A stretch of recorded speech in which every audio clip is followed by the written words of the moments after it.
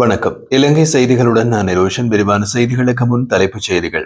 இலங்கையில் ஏற்பட்ட பேரிடருக்கு பிறகு அமெரிக்காவின் தெற்கு மற்றும் மத்திய ஆசிய விவகாரங்களுக்கான விசேட தூதுவர் செர்ஜியோ கோர் ஜனாதிபதியுடன் கலந்துரையாடல்.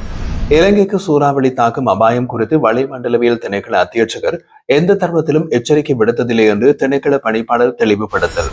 முன்னாள் அமைச்சர் சி பி ரத்நாயக்க லஞ்சம் மற்றும் ஊழல் விசாரணை ஆணைக்குழுவால் கைது. பாகிஸ்தானிலிருந்து இலங்கைக்கு காலாவதியான நிவாரணப் பொருட்கள் அனுப்பப்பட்டுள்ளதாக சமூக வலைதளங்களில் பரவலாக முன்வைக்கப்படும் குற்றச்சாட்டுகள். தொடர்வது விரிவான செய்திகள். இலங்கையில் ஏற்பட்ட பேரிடருக்கு பிறகு அமெரிக்காவின் தெற்கு மற்றும் மத்திய ஆசிய விவகாரங்களுக்கான விசேட தூதுவரும் வெள்ளை மாளிகையின் ஜனாதிபதி பணியாளர் அலுவலகத்தின் பணிப்பாளருமான செர்ஜியோ கோர் ஜனாதிபதி அனுருகுமார திசாநாயக்கவை தொலைபேசியில் தொடர்பு கொண்டு நிலைமைகள் குறித்து கலந்துரையாடியுள்ளார். இந்த தகவலை உறுதிப்படுத்தும் வகையில் அமெரிக்க ராஜாங்க திணைக்களத்தின் தெற்கு மற்றும் மத்திய ஆசிய விவகாரங்களுக்கான பணியகம் அதன் எக்ஸ் சமூக வலைதளத்தில் ஒரு பதிவை வெளியிட்டுள்ளது. அதில் விசேட தூதுவர் செர்ஜியோ கோர் இன்று காலை இலங்கை ஜனாதிபதி அனுருகுமார திசாநாயக்கவுடன் கலந்துரையாடினார். நூற்றுக்கணக்கான உயிரிழப்புகளையும் லட்சக்கணக்கானோரின் இடப்பெயர்வுகளையும் ஏற்படுத்திய தேர்பா சூறாவளிக்கு பின் அமெரிக்கா வழங்கி வரும் நிலையான ஆதரவுக்கு ஜனாதிபதி நன்றி தெரிவித்தார். அமெரிக்கா சூழ்நிலையை நெருங்கிய கவனத்தில் வைத்திருந்ததுடன் அன்புக்குரியவர்களை இழந்த குடும்பங்களுக்கு ஆழ்ந்த இரங்கலை தெரிவிக்கின்றது என்று பதிவிடப்பட்டுள்ளது. இதற்கிடையில் சீரற்ற காலநிலை மற்றும் வெள்ளத்தால் பாதிக்கப்பட்ட மக்களுக்கு ஐக்கிய அரபு எமிரேட்ஸ் அனுப்பிய முதல்கட்ட நிவாரணப் பொருட்கள் கட்டநாயக்கா சர்வதேச விமான நிலையத்தை வந்தடைந்தன. அத்தியாவசிய பொருட்களை கொண்ட இந்த சரக்குகள் பாதிக்கப்பட்ட மக்களுக்கு உடனடி உதவியாக அனுப்பி வைக்கப்பட்டுள்ளது. மேலும் UAE வழங்கும் இன்னுமொரு நிவாரணத் தொகையும் மிக விரைவில் இலங்கையை வந்தடையும் என்றும் அறிவிக்கப்பட்டுள்ளது. இலங்கைக்கு சூறாவளி தாக்கும் அபாயம் குறித்து வளிமண்டலவியல் திணைக்களத்தின் அத்தியட்சகர் எந்த தருணத்திலும் எச்சரிக்கை விடுத்ததில்லை என்று வளிமண்டலவியல் திணைக்கள பணிப்பாளர் அஜித் விஜயமான தெளிவுபடுத்தியுள்ளார். தென்னிலங்கை தொலைக்காட்சி ஒன்றுக்கு வழங்கிய செவியொன்றின் போது அவர் இந்த விளக்கத்தை முன்வைத்தார். அவரது விளக்கத்தில் அக்டோபர் நவம்பர் மாதங்கள் இரண்டாவது தென்மேற்கு பருவமழை காலமாக இருப்பதால் அந்த காலப்பகுதியிலே அதிக மழை தாளமுகங்கள் மற்றும் சூறாவளிகள் உருவாகுவது சாதாரண ஒன்றாகும் என்று குறிப்பிடப்பட்டது. அஜித் விஜயமன்ன மேலும் கூறுகையில், நவம்பர் 12ஆம் தேதியளவில் வங்காள விரிகுடாவில் தாளமுக வலயம் ஒன்று உருவாகி இருந்தது. அதனை அத்தியட்சகரும் பொதுமக்களிடம் அறிவித்திருந்ததோடு மழைவீழ்ச்சி அதிகரிக்க கூடும் என்று எச்சரிக்கையும் வழங்கப்பட்டதாக அவர் தெரிவித்தார். அதே நேரத்தில் இலங்கைக்கு சூறாவளி உருவாகும் எந்த அறிகுறியும் இல்லை. சூறாவளி உருவாகும் வாய்ப்பு உள்ளது என்று மட்டும் கூற முடியும். உறுதியாக சூறாவளி ஏற்படும் என்று அறிவிக்க முடியாது என்று அவர் வலியுறுத்தினார். அது தவிர 12ஆம் தேதியில் உருவான தாளமுகம் இரண்டாக பிரிந்து டிட்வா சூறாவளி இலங்கையை தாக்கிய அதே நேரத்தில் சென்ஜா சூறாவளி இந்தோனேஷியா, தாய்லாந்து மற்றும் மலேசியாவில் கடுமையான சேதத்தை ஏற்படுத்தியது.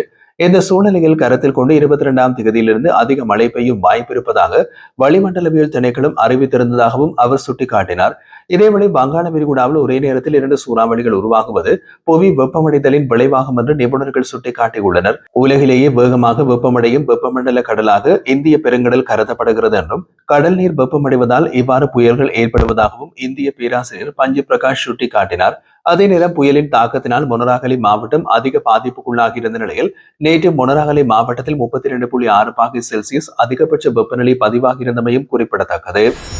இலங்கை பாராளுமன்றத்தின் உத்தியோகபூர்வ இணையதளம் கடந்த 19 ஆண்டுகளாக செயல்பட்டு வந்த நிலையில் அதன் நவீனமயப்படுத்தப்பட்ட புதிய வடிவமைப்பு நவம்பர் 27ஆம் தேதி சபாநாயகர் வைத்தியர் ஜெகத் விக்ரமரத்ன தலைமையில் அங்குரார்ப்பணம் செய்யப்பட்டது.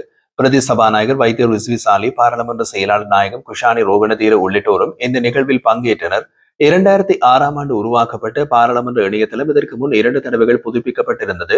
இம்முறை 3வது தடவையாக மேம்படுத்தப்பட்ட இந்த புதிய இணையதளம் சபாநாயகரின் அறிவுறுத்தலின் கீழ் மற்றும் செயலாளர் நாயகத்தின் வழிகாட்டுதலின்படி தேசிய ஜனநாயக நிர்வாகத்தின் முழுமையான ஆதரவோடு தகவல் முறைமைகள் மற்றும் முகாமைத்துவ திணைக்களத்தினரும் டெக்கிஸ் நிறுவனத்தினரும் இணைந்து வடிவமைத்ததாகும். புதுப்பிக்கப்பட்ட இந்த இணையதளம் மேம்படுத்தப்பட்ட அணுகல் வசதி, பல புதிய அம்சங்கள் மற்றும் நவீன சேவைகளை பூர்த்தி செய்யும் திறனோடு வடிவமைக்கப்பட்டுள்ளது. இணையதளத்தில் புதிதாக சேர்க்கப்பட்ட மை பார்லிமெண்ட் போர்ட்டல் மூலம் ஒவ்வொரு குடிமகனும் பாராளுமன்றத்துடனும் பாராளுமன்ற உறுப்பினர்களுடனும் நேரடியாக தொடர்பு கொள்ளலாம். இணையதளத்தில் பதிவு செய்வதன் மூலம் பொதுமக்கள் பாராளுமன்ற சேவைகளை மிக எளிதாக பெறலாம். பாராளுமன்றத்துடன் இணைந்து பணிபுரியும் அரசாங்க பணியாளர்களும் இதன் மூலம் தமது செயற்பாடுகளை சீராக மேற்கொள்ள முடியும். பாராளுமன்ற இணையதளம் இதுவரை பல தேசிய விருதுகளை பெற்றுள்ளது. சிறந்த அரசாங்க இணையதளம், சிறந்த பன்மொழி இணையதளம் உள்ளிட்ட பல விருதுகளை வென்ற நிலையில் சிங்களம், தமிழ், ஆங்கிலம் ஆகிய மொழிகளில் இயங்கும் இந்த இணையதளத்தின் எதிர்கால மாற்றங்களுக்கான திட்டங்களும் ஏற்கனவே தயாராக உள்ளன. நிகழ்வில் பாராளுமன்ற தகவல் முறைமைகள் மற்றும் முகாமைத்துவ திணைக்கள பணிப்பாளர் NPU நவகமுக திணைக்கள அதிகாரிகள், மேலும் டெக்கிஸ் நிறுவனத்தின் நிறைவேற்று பணிப்பாளர் சுசன் கமகே மற்றும் நிறுவன பிரதிநிதிகளும் பங்கேற்றனர். முன்னாள் அமைச்சர் சிபி ரத்நாயக்க லஞ்சம் மற்றும் ஊழல் விசாரணை ஆணைக்குழுவால் கைது செய்யப்பட்டுள்ளார். ஆணைக்குழுவினால் நடத்தப்படும் விசாரணை தொடர்பாக வாக்குமூலம் பதிவு செய்வதற்காக அவர் இன்றைய தினம் காலை லஞ்சம் அல்லது ஊழல் விசாரணை ஆணைக்குழுவுக்கு அழைக்கப்பட்டிருந்தார். இந்த நிலையில் அவர் கைது செய்யப்பட்டுள்ளதாக தெரிவிக்கப்பட்டுள்ளது. அண்மையில் நாட்டில் ஏற்பட்ட பேரிடரால் பலர் உயிரிழந்த நிலையில் உயிரிழந்தவர்களின் உடல்களை மீட்கும் பணிகள் தொடர்ந்து இடம்பெற்று வருகின்றன.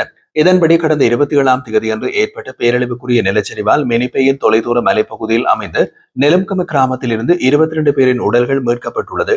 இந்த துயர சம்பவத்தின் போது கிராமத்திலிருந்து 16 வீடுகளில் 12 வீடுகள் முழுமையாக அழிந்ததால் பலர் இடிபாடுகளில் புதையுண்டார்கள். மின்சாரம் மற்றும் தொலைத்தொடர்பு சேவைகள் முற்றிலுமாக துண்டிக்கப்பட்டதால் கிராமம் வெளி உலகத்துடனான தொடர்பை இழந்தது.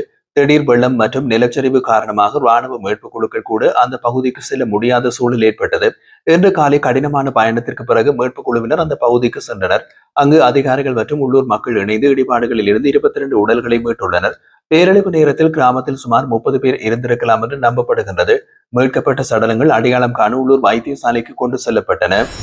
பாகிஸ்தானில் இருந்து இலங்கைக்கு காலாவதியான நிவாரணப் பொருட்கள் அனுப்பப்பட்டுள்ளதாக குற்றச்சாட்டுகள் சமூக வலைதளங்களில் பரவலாக முன்வைக்கப்பட்டு வருகின்றது. டிட்வா புயலின் தாக்கத்தால் இலங்கை இதுவரை சந்திக்காத அளவுக்கு பெரும் பேரழிவை எதிர்கொண்டுள்ள நிலையில் பாதிக்கப்பட்ட மக்களுக்கு பல்வேறு நாடுகள் உணவுப் பொருட்கள் உட்பட மனிதாபிமான உதவிகளை வழங்கி வருகின்றன. இதற்கிடையில் தேசிய முகாமைத்துவ அதிகார சபையோடு இணைந்து பாகிஸ்தான் விமானப்படையின் ஆதரவில் பாகிஸ்தான் ராணுவத்தை சேர்ந்து 45 பேர் கொண்ட நகர்ப்புற தேடல் மற்றும் மீட்புக் குழு C-130 விமானத்தில் இலங்கைக்கு புறப்பட தயாராக இருந்தது.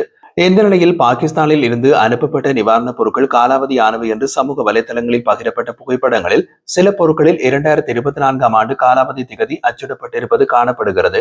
மேலும் அந்த புகைப்படங்களில் உள்ள தகவல்கள் இலங்கைக்கான பாகிஸ்தானின் உயர்ஸ்தானிகர் ஆலயத்தின் உத்தியோகபூர்வ எக்ஸ் தளத்திலும் பதிவாக காட்டப்பட்டுள்ளது. இந்த குற்றச்சாட்டுகள் பொதுமக்களிடையே அதிர்ச்சி மற்றும் அதிருப்தியை ஏற்படுத்திக் கொண்டதோடு பாதிக்கப்பட்ட மக்களுக்கு வழங்கப்படும் நிவாரணப் பொருட்களின் பாதுகாப்பு குறித்தும் அச்சத்தை உருவாக்கியுள்ளது. பல வருடங்களுக்கு பிறகு இலங்கை இதுபோன்ற மோசமான வெள்ள பேரழிவை எதிர்கொண்டிருக்கும் சூழலில் காலாவதியான நிவாரணப் பொருட்கள் அனுப்பப்படுவது ஏற்றுக்கொள்ள முடியாததும் அவமரியாதைக்குரியதுமாக இருப்பதாக பலரும் கடுமையான எதிர்ப்பு தெரிவித்து வருகின்றனர். மனிதாபிமான உதவி என்பது உயிர்களை காப்பதற்காகவே, ஆபத்தில் ஆழ்த்துவதற்காக அல்ல என்பதும் உண்மையான நட்பு என்பது அக்கறையின் வெளிப்பாடுதான். காலாவதியான பொருட்களை அனுப்புவது நட்பு அல்ல, அது அலட்சியம் என்பதே சமூக வலைதளங்களில் அதிகம் வெளியாகும் விமர்சனங்களாக உள்ளது. இது தொடர்பாக அரசாங்கம் அதிகாரப்பூர்வ விளக்கம் ஒன்றை வெளியிட்டு நிலைமையினை தெளிவு வழங்கும் என்று பொதுமக்கள் எதிர்பார்த்து வருகின்றனர். சீரற்ற வானிலை காரணமாக பாதிக்கப்பட்ட பகுதிகளில் உள்ள வீடுகளில் மின்தடை மேற்கொள்ளப்பட மாட்டாது என்று இலங்கை மின்சார சபை அறிவித்துள்ளது. மின்சார சபையின் பொது முகாமையாளர் ஷெர்லி குமார தெரிவிக்கையில் மின் கட்டணம் செலுத்தப்படாமைக்காக இந்த மாதத்தில் எந்த ஒரு மின் துண்டிப்பும் இடம்பெறாது. மானி வாசிப்புகள் மற்றும் மின் கட்டண பட்டியல்கள் வழங்கப்படுவதும் தாமதமாக கூடும் என்பதால் அந்த கட்டணங்கள் அடுத்த மாதங்களில் இணைக்கப்படும் என்றும் அவர் கூறினார். மோசமான வானிலை காரணமாக பல பகுதிகளில் மானி வாசிப்புகள் மேற்கொள்ளவோ கட்டண பட்டியல்கள் விநியோகிக்கவோ இயலாத சூழல் உருவாகியுள்ளதால் அவை பின்னர் பாவனையாளர்களுக்கு சேர்க்கப்படும் என்றும் அவர் விளக்கினார். அத்துடன் நிலவும் பேரிடர் சூழ்நிலையால் இலங்கை மின்சார சபையும் கணிசமான இழப்புகளை சந்தித்துள்ளதாகவும் அவை தற்போது கணக்கிடப்பட்டு வருவதாகவும் ஷெர்லி குமார் குறிப்பிட்டுள்ளார்.